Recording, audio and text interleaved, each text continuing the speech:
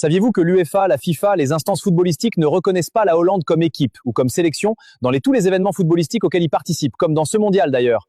Accroche-toi, laisse-moi t'expliquer. C'est parce que tout simplement, le nom officiel du pays n'est pas Hollande, mais plutôt les Pays-Bas. Par contre, la Hollande est une région géographique située à l'ouest des Pays-Bas. Alors utiliser Hollande pour désigner tout le pays est une erreur de langage.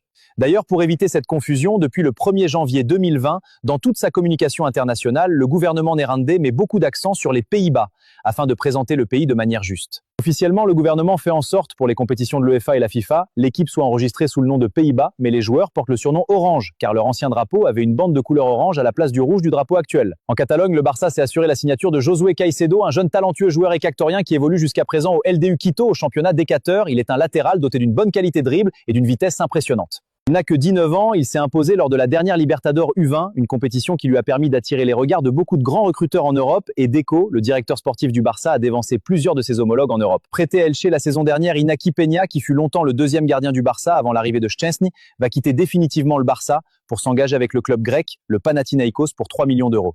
Après leur match nul face aux Belgiques, l'équipe iranienne, dont leur pays a actuellement une tension tendue avec les États-Unis, a laissé un puissant message de paix et de remerciement suite à une note manuscrite laissée sur le tableau au vestiaire après le match. Après son doublé hier face à l'Irak, Kylian Mbappé a inscrit son 16e but dans 16 matchs de Coupe du Monde. Il en est à 4 pour ce mondial. Et le match s'est soldé sur un score de 3-0 avec un autre but du Ballon d'Or, Ousmane Dembélé.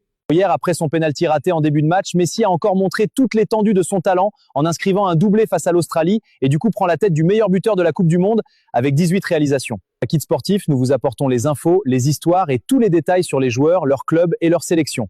Alors pour rien manquer, vous n'avez qu'à partager et abonner. Prenez bien soin de vous. Ciao!